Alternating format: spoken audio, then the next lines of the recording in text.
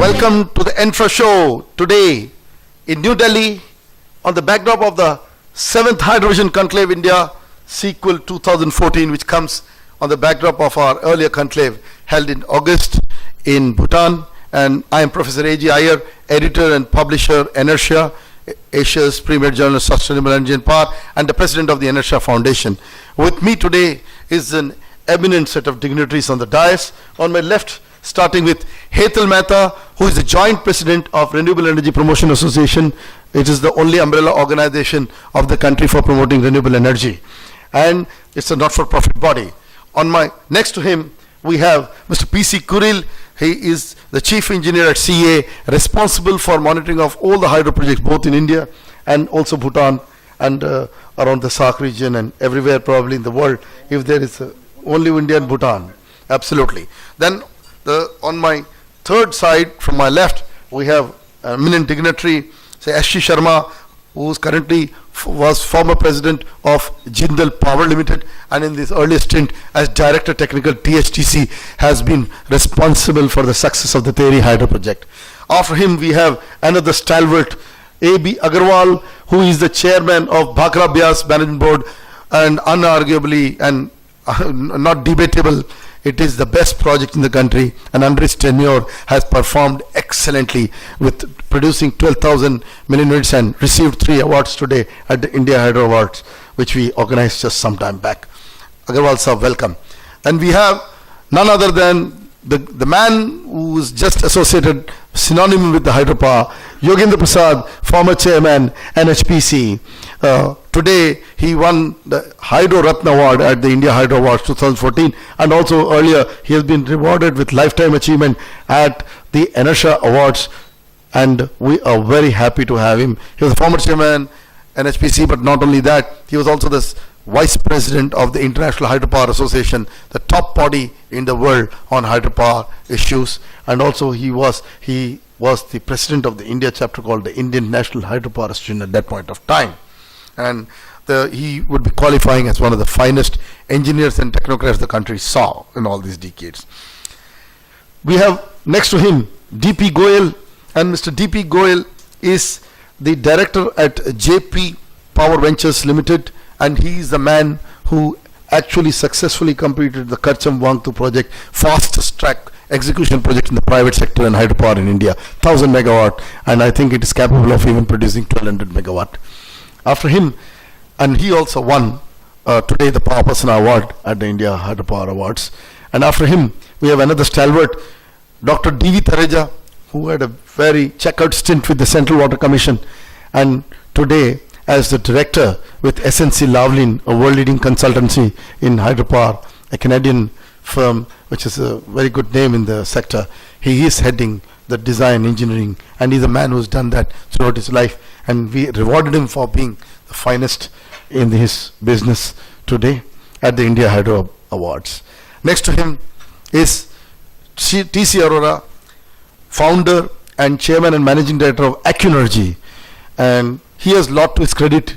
In his checkered career, he must be solely credited to the success of one of the finest Japanese technology companies in India, Toshiba, and he headed the Toshiba's power ventures for many, many years, and even today he is the advisor to Toshiba, and also he runs his own consulting firm called Accunergy, and in the past he has also great success in not only conventional power, but he should be simply credited as the man who made the first successful solar project on the ground in India. We are very happy to have him. Please give a big hand to all of these people. And definitely we have not the least at the end is somebody who has attended many of our conclaves, Dr. U.C. Jain, who is the chief engineer of the Sardar Sarovar Narmada Nigam Limited, and best project in the country. And Dr. Jain has also a very checkered background of being associated with Sardar Sarovar and the success of this project throughout Gujarat. So please also give him a big hand. So today in this discussion, I'm quickly going to fire my first salvo, starting with Prasad Saab. Prasad Saab, what's happening, with this sector? Actually थोड़ा हिंदी में भी बोलेंगे, ये हो क्या गया है sir, हमारी ये लंगड़ी टांग क्यों खेली जा रही है सर पावर सेक्टर में? एक्चुअली क्या है कि हमारे यहाँ एजुकेशन की इतनी कमी है कि पढ़े लिखे लोग जो हैं वो समझ नहीं पा रहे हैं पावर सेक्टर क्या है। पावर सेक्टर का फंडामेंटल किसी को क्लियर ही नहीं है, समझाने के बाद भी समझने की कोशिश नहीं करते हैं। और जो आदमी पावर में है उसको इतना ना ईगो है कि जनरली लोगों से बात नहीं करना चाहता है कि हम हमेशा पावर में बने रहेंगे और पावर भी ऐसे ही आता रहेगा। जो टेक्नोलॉजी है वो टेक्नोलॉजी का आंसर टेक्नोलॉजी से ही होता है। अगर किसी को मालूम ही नहीं कि हाइड्रो पावर क्या है, या पूरे पावर सेक्टर में लोग सोचते हैं बिजली जो पैदा हो रहा है वो चाहे थर्मल से हो रहा है, न्यूक्लियर से हो रहा है, किसी और कोई मतलब नहीं है। बिजली आ रही है, लोग सोचता है कि सरकार का काम है बिजली देना। क्या क्वालिटी ऑफ बिजली है, क्या फ्रीक्वेंसी है, क्या वोल्टेज है, इस समझ में किसी को नहीं आती है। सर ये क्या है कि समझ समझ के ना समझे, तो उस समझ की समझ क्या है सर? ये हो क्या रहा है सर? हो रहा है कि आदमी जब देखो इंसान जब करप्ट हो जाता है, गलत काम करने को तैयार हो जाता है, तो उसको कुछ दिखाई नहीं पड़ता है।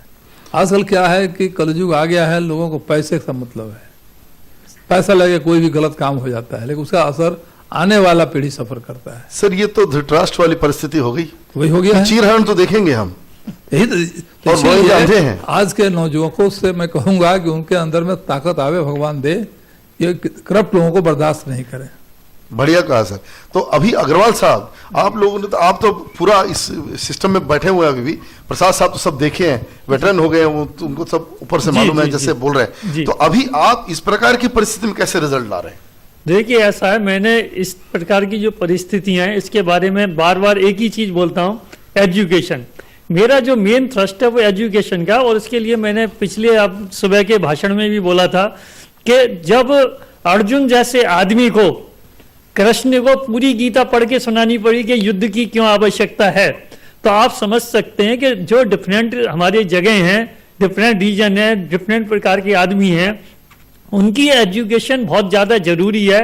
उसके लिए पहले हमें उस एरिया के बारे में पूरा समझना पड़ेगा खुद, फिर अपने आप को एजुकेट करना पड़ेगा कि हम दूसरों को कैसे एजुकेट करें कि भाई पावर सेक्टर हमें हाइड्रो करना है या कुछ भी करना है तो इसको हमें इसी एरिया में क्यों डेवलप करना है और इससे आपको क्या फायदा होगा, क्या नुकसान होगा।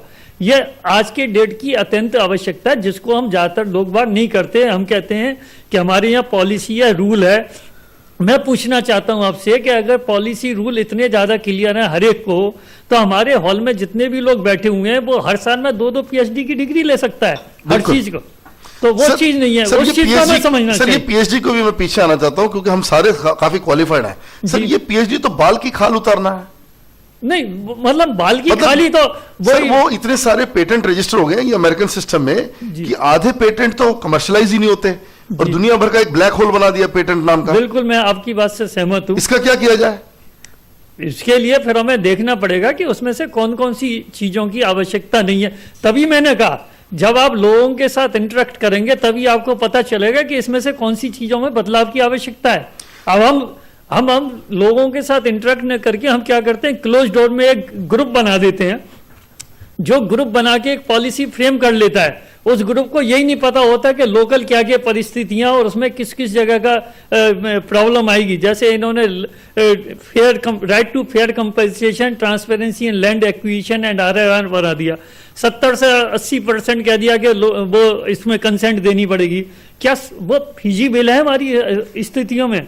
क्या मतलब हम जो एक किराएदार से आज की डेट में मकान खाली नहीं करा पाते अपना, हम कह रहे हैं मकान मालिकों से कि भाई तुम खाली करके चले जाओ और 70 से 80% इस पर राजी हो जाओ। तो ये सब चीज दूसरा उसमें क्या है फॉल्स, क्या आपने कह दिया कि भाई मार्केट वैल्यू से इतना होना चाहिए। अरे भाई नॉर्थ ईस्ट में चलिए, वहां तो कोई मार्केट वैल्यू नहीं है, जो डीसी कह देता वो मार्केट वैल्यू बन जाती है।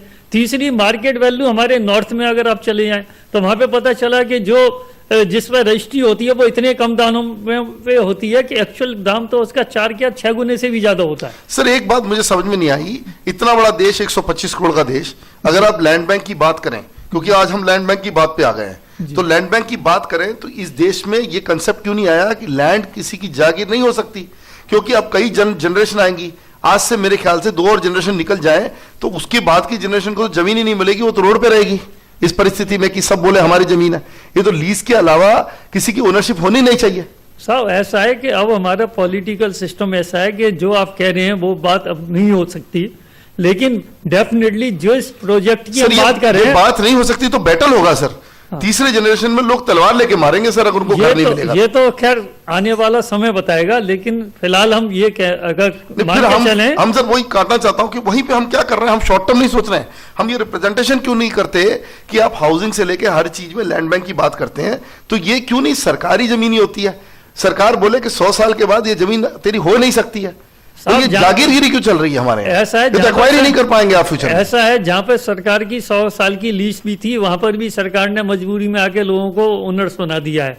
तो सर, आप ये कह रहे हैं आप जहाँ पे ओनर बने हुए वहां पे फिर सरकारी बन जाए। मैं तो उल्टा कह रहा हूँ कि जो भारत में हो चुका है कि जहाँ पे जैसे डीडीए था, डीडीए पहले 99 ईयर्स की लीज दिया करता था, अब उसने कुछ परिस्थिति ऐसी है कि उसने सबको मालिक बना दिया। सर अभी आपको बता रहा हूं, पिछले हफ्ते रिजर्व बैंक ऑफ गवर्नर ने बोला कि हाउसिंग का जो लोन है ना उसको गिराया जाएगा। ये मुंद्रा साहब की स्टेटमेंट है कि हाउसिंग का जो प्राइसेस है इसको गिराया जाएगा।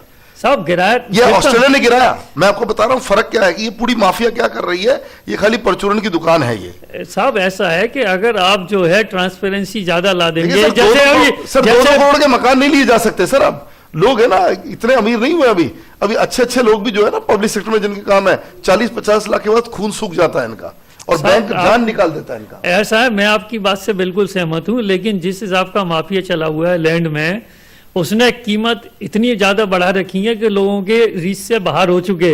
हाँ, तो और इसका एक सबसे बड़ा जो कारण जो लोग बाग कहते हैं कि करप्शन हो गया, करप्शन का एक रीजन ये भी है कि जिस आदमी के पास छत नहीं है वो छत पैदा करने के लिए गलत धंधे में मजबूरी में भी चला जाता है। सर वो तो क्या हुआ ना, अभी हम आगे उसको ले जाएंगे, शर्मा जी से पूछेंगे। रोटी कपड़ा मकान मोबाइल और बिजली पानी सड़क, अभी भी 60-70 साल में वहीं बैठे हुए हैं। शर्मा जी आपने तो ये सब कुछ देखा है। शर्मा साहब तो आप प्राइवेट सेक्टर में थे, तो आपको क्या लगता है कि इस तरह की लैंड एक्विजिशन पॉलिसी जो भी चली हुई है इसमें कुछ प्रोजेक्ट बनेंगे या ये धीरे धीरे प्रोजेक्ट बिल्कुल अनवायबल हो जाएंगे? आप अब प्राइवेट सेक्टर में आपने देखा है तो आप ये बात अच्छी तरह कह सकते हैं, बताइए। ऐसा है, जो लैंड एक्विजिशन एक्ट जो अभी रिसेंटली पार्लियामेंट ने पास किया है, उसके तहत ये बेसिकली पावर प्रोजेक्ट्स को देखते हुए जो है ये चीज़ नहीं हुई।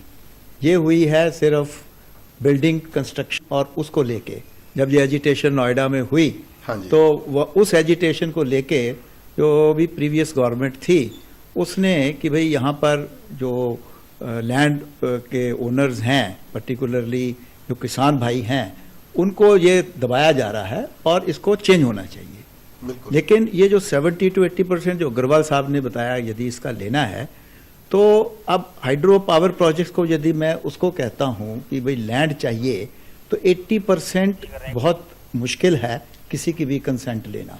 ये एक इसमें तरीका जो पहले वाला लैंड एक्विजिशन एक्ट था वो अच्छा था, वो बेटर था इससे। हाँ, ये तो बहुत ही, ये तो मेरे ख्याल से प्रोजेक्ट आएंगे ही नहीं इसके। हाँ, इसके तहत जो है it is becoming very difficult कि भाई आपको लैंड जो है वो मिलेगी, और इसमें पब्लिक हियरिंग होना ही बहुत मुश्किल हो जाता है, and it will create unnecessarily corruption in the system. Right. और मैं तो करप्शन की बात कह ही रहा हूं, उसके अलावा मेरा कहना है कि इसमें तो प्रोजेक्ट आने ही बंद हो सकते हैं। हाँ, बंद हो जाएंगे। बहुत ही मुश्किल स्टेलमेट परिस्थिति में जाने का सवाल है ये। इसको देश की मतलब उसको गला घोटने की तरह है देश का। इसको काफी ऑलरेडी गवर्नमेंट के लेवल के ऊपर टेकअप किया गया है। हाँ जी। अब शायद ये जो अभी नई बिल्कुल मोदी साहब की सरकार थोड़ा कुछ करेगी, ये थोड़ा सा इसको डाइल्यूट करेंगे तो भी प्रोजेक्ट आ पाएंगे। नहीं, नॉट ओनली थोड़ा सा डाइल्यूट, मेरे ख्याल से न्यूज थिंकिंग ही होनी चाहिए सर, क्योंकि land acquisition for projects must be thought about differently. Yes, आपको क्या ख्याल लगता है सर? पर्टिकुलरली हाइड्रो प्रोजेक्ट जो कि बड़े रिमोट एरियाज में है, वहां पर जैसे अग्रवाल साहब ने भी अभी बताया कि वहां पर तो कोई वैल्यूएशन ही नहीं है। पर्टिकुलरली अरुणाचल प्रदेश में यदि आप चले जाते हैं तो वहां पर तो ये खाता खतौनी सिस्टम ही नहीं है। वहां पर तो जो ट्राइबल एरिया है और उसमें कोई लैंड रिकॉर्ड्स नहीं अवेलेबल हैं। तो इसके तहत ये जो नया एक्ट बना है कि कंसेंट ले लीजिए आप 80%, और उसके बाद तय होता है, जब आपको उसका मूल्य ही नहीं पता है क्या है तो कैसे ये तय करेंगे? और फिर ये जो 80% का है, हर आदमी चाहेगा कि भाई मेरी भी जमीन ले लो, और जो नहीं भी चाहिए उसको भी आपको प्रोजेक्ट को वो थमाने की कोशिश करते हैं।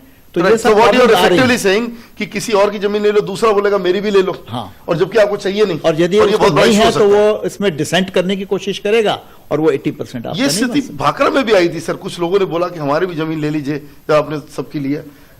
आई थिंक अग्रवाल साहब ऐसा को है फिर कि उस समय का मुझे पता नहीं है, लेकिन पर उस मैंने समय सुना था सर ये। नहीं, उस समय ये था कि उस समय एक नेशनल पर्सपेक्टिव था लोगों के बारे में, देश के बारे में लोगों की भावना बहुत आगे थी, और लोगों ने अपने अपने जमीन बिना किसी कीमत को, मतलब इवन यहाँ तक बोला था कि आप हमसे जमीन ले लिए, क्योंकि ये एक बहुत बड़ी हमारे लिए बहुत अच्छा काम होगा कि अगर हम जमीन देते हैं। पहले जमीन का जो भूदान है, हाँ जी, भूदान एक बहुत बड़ा दान होता था, जैसे बिल्कुल, वो कन्यादान तो- होता है। वो आपके विनोबा भावे ने सारा हाँ, भूदान तो चालू वो किया। भूदान मूवमेंट था उस समय। नहीं सर, वो सारी जमीन लूट ली गई है फिर से, वो तो गरीबों के हाथ से चली गई, फिर अमीरों के हाथ में। नहीं, गरीबों के हाथ से अमीरों में नहीं गई। अभी जैसे बहुत सारी जमीन उसमें से सर हमारी सर्वे तो ये कह रही है, ये नहीं, हुआ है। अभी हमने सर्वे हमने भी करा रखा है, उसमें से काफी जमीन हमारी है, वो उन्होंने गई नहीं है। नहीं, उन्होंने आपके केस में encroach- अलग होगा सर, मैं देश की बात कर रहा हूँ। नहीं, एनक्रोच कर रखा है। विनोबा तो भावे उसके- ने जितनी जमीन दी वो नुकसान हो गया, सरकार हाँ, ने ही लूट लिया।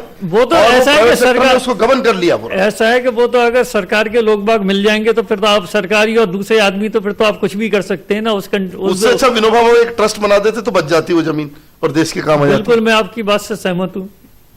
बढ़िया सर। सो एनीवे मैं सोचता हूँ डीपी गोयल साहब भी बैठे हैं यहाँ। डीपी गोयल साहब, मैं फिर से वो प्राइवेट सेक्टर वाली बात पे आ रहा हूँ। प्राइवेट सेक्टर वाली बात ये है कि जो शर्मा जी ने कहा अभी कि इस प्रकार now there is a premium to be paid for the hydro project. अब उसके ऊपर से आप लोगों ने भी कुछ मुसीबतें झेली हैं। अब कोई कैपेसिटी बढ़ा के दे दे, यहाँ त्राही हो रही है, यहाँ तो 80 गीगावाट की शॉर्टफॉल है, 200 मेगावाट पे पेनलाइज करने की कोशिश किया जा रहा है। मतलब इस पे आप क्या कहना चाहते हैं? मतलब थोड़ा दुखती दर्द पे हाथ रखा हूं, लेकिन आपको थोड़ा बोलना चाहिए कि ये क्या है, मतलब व्हाट इज इट फेयर? ये कैपेसिटी बढ़ाने वाली बात कोई नई बात नहीं है। जब भी प्रोजेक्ट की इलेक्ट्रोमैकेनिकल इक्विपमेंट की लाइफ कंप्लीट होने वाली होती है, नई यूनिट्स लगाने, तो उस टाइम पे ये आम माना गया है वर्ल्ड ओवर कि इसकी कैपेसिटी को रिव्यू किया जाए। सिविल कंपोनेंट्स में जो और मार्जिन है उनको अप्रोच करके हायर साइज यूनिट्स लगाए जाते हैं। मैं सोचता हूँ कि ये 35-40 साल वेट करने की क्या जरूरत है। सिविल कंपोनेंट्स में मार्जिन होते हैं right from the day one. वो मार्जिन डेफिनेटली अप्रोच करके आप हायर कैपेसिटीज की डे वन से ही बात कर सकते हैं। मैं हमेशा ये बोलता हूं कि if I rise from my grave after 500 years and I want to look at Bhakra dam, what will I see? ये क्वेश्चन मैंने सबको डाला है। 500 साल के बाद मैं भाखड़ा डैम देखना चाहता हूं, मैं क्या देखूंगा? तो इसका सिंपल आंसर है, मेरी आंसर है, कुछ नहीं देखेंगे आप, ओरिजिनल रिवर देखेंगे। मैं अब why should I wait for 500 years? When Bhakra Dam becomes useless, I should dismantle it and make another Bhakra Dam. तो मेरी फिलॉसफी ये है कि हमें इंतजार क्यों करना है? जिस चीज की जरूरत है वो डे वन से क्यों नहीं की जा सकती? इसमें क्या बुरा है? कोई चोरी नहीं है, कोई हेराफेरी नहीं है। We are all open. If higher capacities can be put anywhere, it is the need of the country, it's need of the people. We have to put all our heads together and take a pragmatic view on this. Right This is what I want to say. Right. अब मैं यही अरोड़ा साहब से पूछना चाहूंगा। अरोड़ा साहब, you know, I want to specifically ask sir, see this capacity issue, you know, every time if you see the way the river flows and the seasonal fluctuation, there is a variation between 20% of the load to 125% of the load. And if there are extra margins available, there's extra play available. So it's a very good situation. So why this लकीर का फकीर business कि आपने 1000 ही देना है तो आपने 50 megawatt की एक्स्ट्रा मशीन नहीं खरीदनी? मतलब such rigid stuff is coming, and maybe in some cases the HRT length may go up, but basically it is not going to change in any project. प्रसाद साहब can correct me if I am wrong, but मेरे को समझ में नहीं आ रही इतनी छोटी छोटी चीजों में अटक के, चाहे वो प्राइवेट सेक्टर हो, कल पब्लिक सेक्टर भी हो सकता है, हम उन प्रोजेक्ट्स को रोके जा रहे हैं और वो कोल गेट के बाद ये नया गेट हाइड्रो गेट आ जाएगा। See, the thinking is wrong from the beginning. When we talk about the margins are there and the policy is not allowing us to go for a higher rating or up rating little later, because the regulator says if he goes up rating, he will make more money. Oh my God! So is it a sin to make more money? Yeah. Oh It my is God! happening.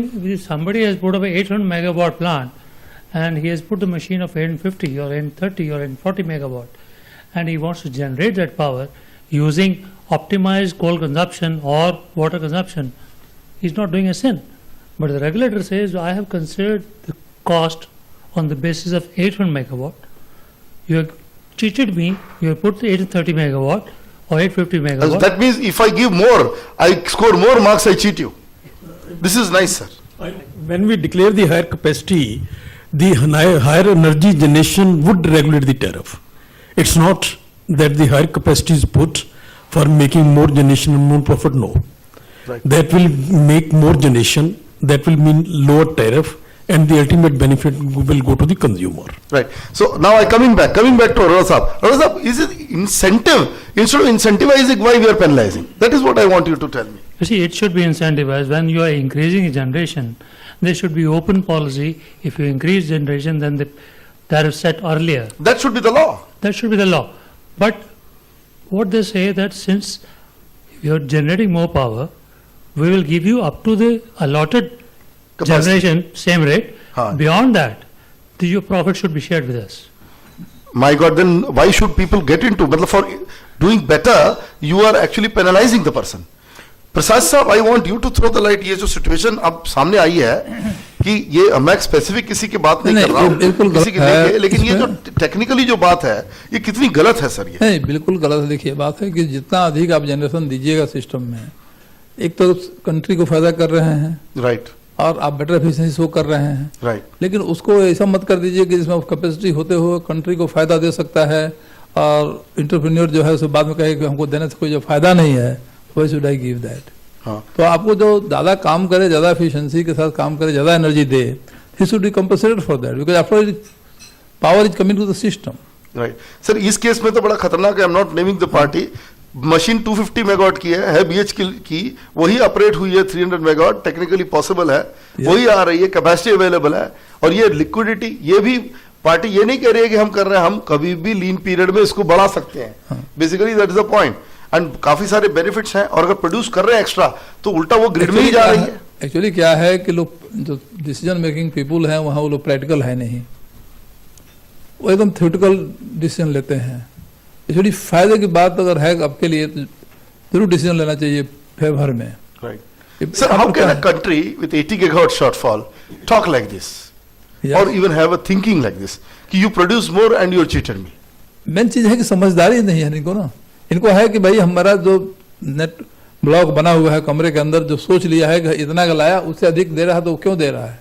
या तो बिल्कुल गलत सोचना है. ये नहीं सोचना है कि कंट्री के लिए ज्यादा पावर ला रहा है. And this is very funny, sir. All these people are people who are either engineers or at least an IAS officer. It is not unpad gawar person. नहीं, गवाह नहीं है, लेकिन बात है कि टेक्निकल नो हो उसको है ही नहीं.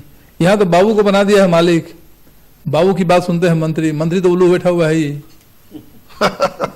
तो ये कहते हैं कि मंत्री तो उल्लू बैठा हुआ है सर. अब इसका क्या कहना, अभी परिस्थिति का क्या है, कहना? उसको पता नहीं ना है. अब मंत्री तो भाई किसी सब्जेक्ट का मालिक है नहीं, जनरल पढ़ा लिखा आदमी है. नहीं बिल्कुल. तो इसमें ऐसा नहीं है कि हम पॉलिटिशियंस को हर बार ब्लेम करते हैं, लेकिन more than politician people who advise him, वो more knowledge are trying to trick him और जस्ट ट्राइंग टू. उसके पास ये तो जो ये ऐसी बात हो एडवाइजर गई। हैं, एडवाइजर हैं, वो करेक्ट आदमी हो, टेक्निकली कॉम्पिटेंट हो, जो सब्जेक्ट को समझता हो, उससे जो देश का बेनिफिट हो बतावे. देखिए, पॉलिटिशियंस तो जनरल पब्लिक की भलाई चाहेगा. हाँ, तो वो वही चाहेगा, वो जनरल टिल्ट और रहेगा. सब्जेक्ट का आइडिया नहीं है, राइट. सब्जेक्ट के मामले में बिल्कुल जीरो है. तो उस आदमी को समझाने वाला ठीक होना चाहिए ना. वो गड़बड़ी हो रही है. लेकिन समझाने वाले तो कहते हैं हम तो अपनी नौकरी के लिए आए हैं, हम तो कुछ करेंगे. यही नहीं बात देश के है लिए. कि उनका जो है विजन जो है सो करेक्ट नहीं है. विजनरी होना चाहिए उसको, और लार्ज हार्ट का आदमी होना चाहिए कि सोचे, सोसाइटी के लिए सोचे. वो चीज नहीं है. राइट. तो प्रसाद साहब जो आप बोल रहे हैं, मेरे को लग रहा है थरेजा साहब भी कुछ बोलना चाहते हैं इसमें. थरेजा साहब, आपका क्या कहना है ये परिस्थिति में? नहीं, मैं पूरे केस को अच्छी तरह से जानता हूं. मैं पहले गवर्नमेंट में भी ये केस देखा था और अब भी देख रहा हूं. बिल्कुल सही है. तो मैं, जो आदमी इसको एक पर्टिकुलर इंस्टीट्यूशन में डील कर रहा होता है, जो फैसला वो लेता है वो उसकी अपनी ग्रूमिंग पे डिपेंड करता है. क्योंकि वो अगर वो सोचता है कि मैं ये डर के ले रहा हूं, क्योंकि एक चीज पक्की है कि इस तरह का मॉडल पहले गवर्नमेंट में सिर्फ गवर्नमेंट के इंस्टीट्यूशंस को डील करते थे. मेरे को आज भी याद है कि एनएचपीसी का कोई भी चीज आती थी तो गवर्नमेंट में बैठे हुए इतना डर नहीं लगता था. बीबीएमबी की आती थी, निपको की आती थी, SJVN की आती थी, कोई डर नहीं जब भी आप लगता। सेंट्रल वाटर कमीशन की बात कर रहे हो, जब आप थे CEA में जब था, जब CEA, अच्छा, Central central Institute water Authority की बात। कमीशन में थे जब, तो इस तरह के केस आते थे। उस टाइम ये नहीं लगता था कि इसका फ्यूचर रिपरकशन क्या होगा, ये कहां पे मैं अगर कोई चीज मिस कर गया तो ये कहां जाके मेरे को पकड़ेगी। अभी क्या हो रहा है कि जब आप प्राइवेट इंस्टीट्यूशंस को डील करते हैं, क्योंकि ये हाइड्रो या पावर सेक्टर जब प्राइवेट में गया तो इसमें पास्ट में भी कुछ कुछ ऐसे इंसिडेंट सामने में आए हैं कि जो डील कर रहा होता है वो कभी कभी ऐसा नहीं सोच पाता है कि मैं देश के हित में, सेक्टर के हित में अगर कुछ कर रहा हूं तो मुझे डरना नहीं है। वो उसकी ग्रूमिंग पर डिपेंड करता है कि वो कभी कभी इतना डरता है कि वो अच्छे फैसले लेते हुए भी, इस केस में बहुत क्लियर है कि अगर ज्यादा एनर्जी जनरेट होती है तो कंट्री को फायदा है। बिल्कुल। और 1200 मेगावाट की इंस्टॉलेशन अगर इनकी नेम प्लेट है तो कंट्री को फायदा है। कल को पानी जो है वो मैं वेस्ट नहीं जाने दूंगा, वो मशीन से होके मेरे को पावर दे के जाएगी। बिल्कुल सही है। तो इसमें कोई समझ सबको आती है। ये तो पानी वैसे ही आप एक, मैं आपको थोड़ा सा बीच में रोक रहा हूं, जैसे पानी निकालने वाली बात है, ये तो एनर्जी तो जा ही रही है वैसे भी वेस्ट, तो आप तो इसमें जितना भी आप निकालेंगे वही भला है आपका, नहीं तो आप उसकी एनपीवी करिए, आप तो रोज ही करोड़ों का लॉस कर रहे हैं। तो इसका मतलब यह है कि ऐसे केसेस के लिए डिसीशंस जो हैं इवॉल्व जो होंगे ओवर टाइम, ये एक पहला केस है। जबकि आपने पहले जब क्लियरेंस ली थी कुछ और था, आज कुछ और है, और अब ये सिचुएशन डिस्कस हो रही है विद इन द गवर्नमेंट। इसका एक कोई मॉडल निकलेगा, वो फ्यूचर के लिए एक एग्जाम्पल बनेगा। लेट्स नॉट फील कि ये कोई ऐसा केस हो रहा है जिससे हमें कोई इसको बहुत ज्यादा तो मतलब कह रहे हैं कि आप कह रहे हैं डेड एंड पे नहीं है। नहीं है, बिल्कुल पर इसमें सॉल्व जरूर होगा। सॉल्व तो ये है ही ऑलरेडी, इनकी मशीन्स लगी हुई हैं, पानी आना है, इन्होंने जनरेट करनी है। नहीं, मैं एक ही सवाल पूछता हूं sir, what about decision delayed? अगर देखिए, ये तो हमारे यहाँ ऐसा केस है कि अगर इतने खराब केसेस हैं हमने देखे हैं, ये तो हम इसमें आ गए कि हमारे रेप केसेस ही डिसाइड नहीं होते इस कंट्री में। तो और जब वो पर्सन का ही बुरा हाल हो जाए, कोई वो इतना एजड हो जाए, उसके बाद आप किसी को पनिश करें, उसका क्या फायदा है? See you must make decision in the right time, no? वो डिसीजन डिले जब गवर्नेंस टॉप से अब बेटर हो रही है तो डिसीजंस डिले वाला कंसेप्ट आप देखेंगे कि वो बदल जाएगा। ये हर ऑर्गेनाइजेशन में जब हेड, कंट्री का कोई हेड अच्छा आता है, उस टाइम ये सारे डिसीजन टेकिंग बहुत स्विफ्ट और बहुत अच्छी चलती है। मैंने गवर्नमेंट में इतना टाइम बिताया है और ये देखा है कि किस तरह की गवर्नेंस, किस तरह का डिसीजन आपसे चाहती है, पूरी चेन भागती है। तो मेरे को अभी कुछ नहीं दिखता है। नहीं, मैं समझ रहा हूं की बात, लेकिन क्या है कि सर एक्सपीरियंस क्या है जनरली, अगर आप मोटा मोटी देखें, जो मैं अभी सीए में इनको कुलील साहब को पूछूंगा, को जो ऑलरेडी हैं उसके अंदर, कि कुछ बदलाव आया है इसमें, लोग जिम्मेदारी नहीं लेना चाहते हैं। तो आपका क्या कहना कुलील साहब? आपने तो काफी टफ डिसीजंस में काम किया है, यू आर अ डिजाइनर, उसके अलावा आप मॉनिटरिंग में भी हैं, आज आप सब परिस्थिति समझ रहे हैं। तो ऐसा क्या हो गया है सीए जैसी ऑर्गेनाइजेशन, जो एपेक्स ऑर्गेनाइजेशन होनी चाहिए कंट्री की, उसका क्यों इतना बुरा हाल हो गया है? Today I really find myself in a very different terrain, that is monitoring. Right. Basically I am a designer to the core. इसीलिए मुझे थोड़ा सा इस विषय में भी मालूम है। ये जो बात चल रही है, ये it is not as simple as it appears to be. Okay. पहली बात, ये ऐसा नहीं था, it was an unreported case of rape. जैसे आप कहते हैं कि रेप हो गया, केस चल रहा है, इसमें रिपोर्टिंग हुई ही नहीं। और शुरू के अगर आप, you can come to CA and you can go through the files, there was adamancy to admit कि ये यूनिट ओवररेटेड है। सर मैं आपको थोड़ा सा रोकना चाहूंगा इसमें, थोड़ा सा। वो क्या है कि अब हमारे अभी इसी चीज में मैं थोड़ा सा वाटर पंप सिस्टम में काम किया था मैंने, तो पंप तो हमारे इस कंट्री में सारे के सारे फ्रॉडुलेंटली रेटेड है। आईएसआई पूरी की पूरी उन पंप्स को कोई, और हमारे यहाँ इतनी करोड़ों रुपए की चोरी होती है, हीरे की लूट और कोयले पे मुहर क्यों लगा रहे हैं आप लोग? नहीं, देखिए अगर आप टेलीकॉम सेक्टर में लें तो उसमें भी लाइसेंसिंग पॉलिसी है। नहीं, फिर इसमें ये तो सब लाइसेंस परमिट कोटा राज को बर्बाद करने की बात समय आ गया। देखिए मोदी जी का जो व्यू है वो बिल्कुल इसके रिवर्स होगा, क्योंकि यही लाइसेंस कोटा राज आपके सीमे से जो निकल रहा है, नहीं, हमारे यहाँ कोई लाइसेंस राज नहीं है। तो ये तो ऐसे ही दिख रहा है। नहीं, आप सुनिए, तो पहले तो बात ये थी कि ये 250 ही मेगावाट है। नेम प्लेट की जो बात आई है वो बात ही नहीं हो रही थी। नहीं, चलो मान लिया नेम प्लेट की बात नहीं है, समझो आपको 300 मिल रहा है, आप इनको कह सकते हैं आपने 1000 ही जनरेट करने हैं, लेकिन ओनली जब आपको जनरेटिंग कैपेसिटी होगी तब आप डालेंगे ग्रिड में। अब ये क्या मतलब, ये इंडिया पाकिस्तान वाली स्थिति क्या हो गई है? ऐसी कौन सी परिस्थिति आई है इसमें? जैसा कि थरेजा साहब ने कहा, थिंग्स आर गोइंग ऑन, और आई am not in that. I think somewhere ego is involve. जो हमें न्यूज आई है, हमें समझ में आ रहा है कि किसी ने कोई स्टैंड ले लिया अंदर आपके सीए के अंदर, और वो उस स्टैंड से बच नहीं हो रहा है। ये तो मैं कह नहीं सकता। हमको तो पता चल रहा है क्लियरली, हमें तो उसमें लॉजिक ही नहीं लग रहा है। आप कह रहे रेप, इसमें रेप ही नहीं हुआ। नहीं, मैं ये कह रहा हूं इसमें तो ऐसा हुआ है कि रिपोर्टेड है ये, पहले तो और झूठा केस चलाया जा रहा है जिससे फायदा हो जाए। नहीं, आप समझ नहीं रहे। पहले तो एडमिशन ही नहीं था। It was discovered by CA कि it is not 250 megawatt, it is 300 megawatt. Sir समझो, मान लिया आपकी बात 2 मिनट मान ली, 250 नहीं 300 है। You are also an engineer, I am also an engineer, and most of us are engineers here. You tell me if the machine is having more capacity and somebody is giving you more capacity, maximum whatever variations are coming, even if the HRT is extended or something like that has happened, it does just a few kilometer, 1 or 1.5 kilometre की extension हुई। आपने देख लेना इसमें environmental damage नहीं है, उसके अलावा कुछ नहीं। वैसे भी HRT में होने वाला नहीं, अनलess डैम के एरिया में कुछ मॉडिफिकेशन हो मेजर। अच्छा, इसमें कोई मॉडल इवॉल्व हो। नहीं, मॉडल मैं तो बोल रहा हूँ प्रैक्टिकलिटी है। इसमें किसी को टारगेट करना, आप क्या समझते हैं कि प्राइवेट से कोई आदमी करेगा ही नहीं प्रोजेक्ट आके आपके लोगों के साथ? प्रोफेसर, ऐसा है कि इसका टेक्नो इकोनॉमिक क्लियरेंस हुआ था इस केस में। आजकल अप्रेजल होता है सिर्फ। नहीं, उसको मैं समझ रहा हूँ, आपकी सारी बात समझ रहा हूँ सर। उसी कमीशनिंग से पहले अगर आप 300 मेगावाट की मशीनें खरीद रहे हैं तो मतलब इसका क्या है? नहीं, ये क्या है क्लासिक आपको DPR बना, it is detailed project report. ये आपको आप जब डिटेल्ड प्रोजेक्ट रिपोर्ट बना रहे हैं तो एटलीस्ट मशीन का रेटिंग या उस प्लांट का जो इंस्टॉल्ड कैपेसिटी है, that should be clear in your mind.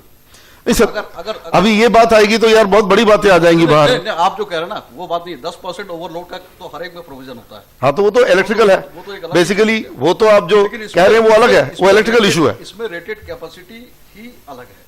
नहीं, मैं तो देखिए इलेक्ट्रिकल बात ही नहीं कर रहा हूं मैं। मैकेनिकल, इनके मैकेनिकल रेटिंग भी बेटर है, इलेक्ट्रिकल रेटिंग भी कैपेबल है। Generally alternative is capable of producing more, we all know that. ये थोड़ा टेक्निकल में नहीं जाना चाहता। ऑल्टरनेटिव से ज्यादा टरबाइन ज्यादा, उसमें मार्जिन ज्यादा होता है। नहीं होगा, मार्जिन होगा, लेकिन मैं क्या कह रहा हूं कि दोनों डिजाइन में कैपेबल है प्रोड्यूस करने में, the right time is there. इसमें क्या गलत है कि अगर एक्स्ट्रा प्रोड्यूस हो जाए, आपका तो भला ही हो रहा है। मेरे को नुकसान कहीं नहीं दिख रहा है। मेरे को ये ऐसा केस नहीं लग रहा कि जिसको जिस प्रकार से डील किया जा रहा है, जिस प्रकार से दिखाया जा रहा है, it looks like there is some kind of vendetta inside, और थोड़ी सी एंटी प्राइवेट सेक्टर बायस तो लग रही है इसमें। ये तो आ रही है बात, इस तरह की बात बाहर आ रही है। देखिए क्या है, you are an organisation which has to guard its reputation as well. CA, I am very much telling in public today कि CA must not be seen as a vendetta, because वो क्या लाइसेंस, फिर आपका भी वजूद धीरे धीरे। आप आपकी परिस्थिति देखिए, मैं कल निकालना चाहता था कि हाइड्रो की क्या बोलते हैं ऑडिटेड रिजल्ट चाहिए लास्ट ईयर के। अब 2-2 साल पहले के रिजल्ट, आज भी मैंने एक बार आपके पहले प्रीवियस चेयरमैन को भी मैंने इसमें झाड़ लगाई थी कि भाई तू काम कर उसमें। आप जब अपने ऑडिटेड रिपोर्ट ही नहीं डालते आपकी ऑर्गेनाइजेशन, और आप एपेक्स ऑर्गेनाइजेशन सीए, अब डेटा हमारे जैसे लोग प्रोड्यूस करके दुनिया को दे रहे हैं, आज आपके तो हजारों लोग हैं, फिर भी आप कर नहीं पाते ये काम, तो ये तो सवाल उठेगा ना सीए क्या कर रही है। इसका क्या जवाब देंगे आप? आपके तो वेबसाइट पे ही नहीं है डेटा। ये तो मैं ये स्टैंडिंग कमेटी की रिपोर्ट निकाला तो ज्यादा मिला मुझे, सीए के पास नहीं है इतना डेटा। सीए का आप साइट पर जाइए, ये बहुत गया हूं मैं, बड़ी मेहनत करी मैंने। मैं आपको बता रहा हूं, I don't have authentic data of north east generation for the last year, and even when I went to NEEPCO site is 2012-13, I have to do my own engineering, and is every year I am doing. पिछले 7 साल से मैं award के लिए jury के अंदर बैठता हूं, तो मैं लोगों को फोन करता हूं, डायरेक्ट फोन करता हूं अग्रवाल साहब को, डायरेक्ट फोन करता हूं लोगों को, तब समझ में आता है मुझे। मेयर साहब देखिए, जितने भी कॉन्फ्रेंसेस होती हैं, जहां कहीं भी होते हैं, जितने भी फिगर्स कोट होते हैं, वो ज्यादातर सीए का रेफरेंस लिया जाता है उसमें। नहीं, मैं आपको बता रहा हूं, देखिए अभी देखिए, अगर आप 2012 का रेफरेंस लूं, मैं तो नहीं लूंगा। मैंने तो आज तक सीए का रेफरेंस लेके कोई भी अवार्ड नहीं दिया है, आई एम सॉरी। मेरी सारी रेफरेंस हमारी इनर्शिया रिसर्च होती है, और हम डायरेक्टली सामने से कह रहे हैं कि सीए से ज्यादा हमारी रिसर्च अच्छी है।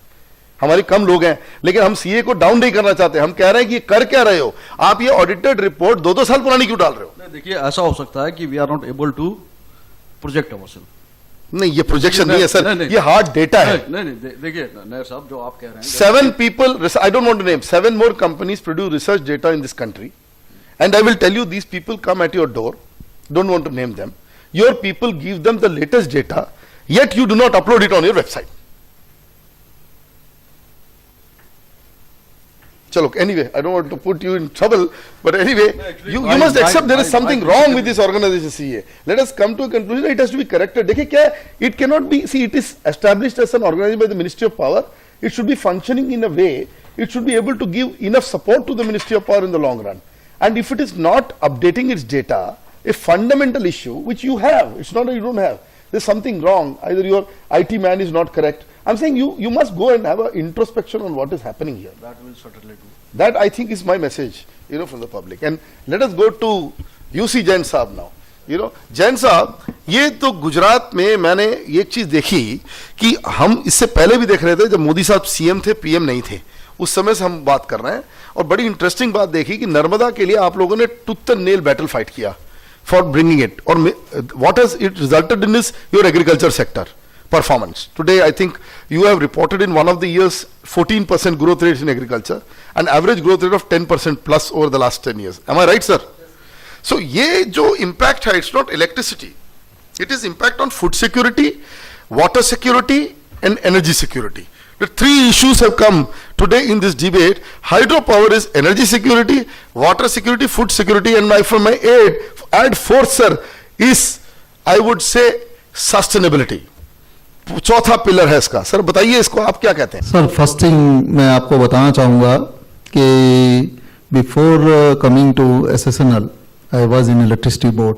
Great sir. I am the man of the thermal power station, and that time I was feeling that we are the generator, power generator, and this thing, and we are doing the very big work and this thing. But no, power is not everything.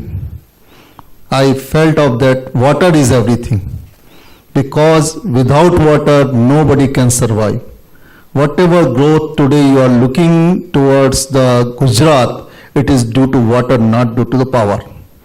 Reason was that once the water start flowing in the main canal on the first time on the 2001 and later in 2004, in the all the areas, the electricity requirement on the agriculture sector reduced tremendously, which was required about 4,000 megawatt that time. It has reduced about, in this time it's only 2,000 megawatt, because water has reached on the each and every corner of the state where the canal is there. Right. वैसे गुजरात में तो बहुत बुरा हाल था, कच्छ में पानी नहीं होता था. I am telling you this thing because I have served, I am not from Gujarat, I am from UP, but I have gone to serve in Gujarat, and I am thankful to God that God has given chance to me serve to in Gujarat. So when I gone to Gujarat, I have served in the Gujarat from the South Gujarat to East Gujarat and then West Gujarat and last in the Kutch also. I have seen those period in the Gujarat.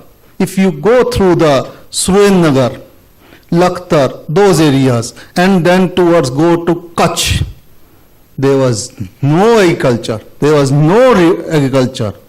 Only the time when the monsoon comes, there is agriculture. After monsoon, people are striving for the water. Every time they are not getting the water, people are not giving their daughter to for the marriages on their area.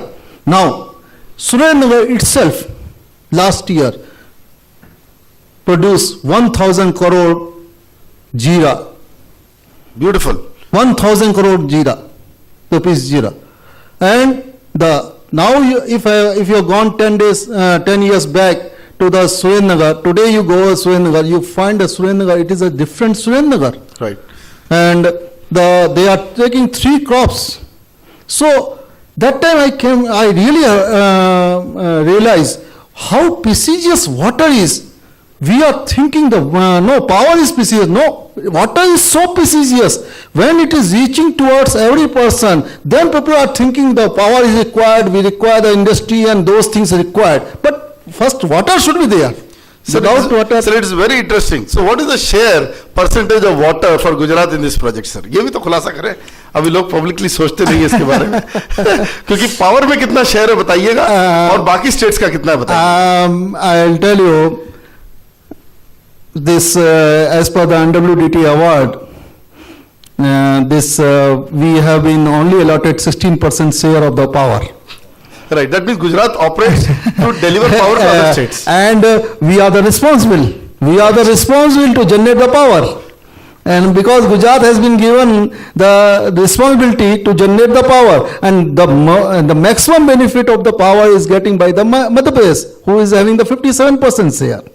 So you just see. और महाराष्ट्र को कितना मिलता है sir? 27%. Oh, good. Maharashtra So is that's good. getting 27%. Substantial quantum, yeah. है ना? So this is the 100%. So we are generating the power for the MP and Maharashtra. Absolutely right. And not for Gujarat. Right. But Right. तो पानी का बताइए परिस्थिति. even though we have never tried to let down of that कि not a single power has to be wasted.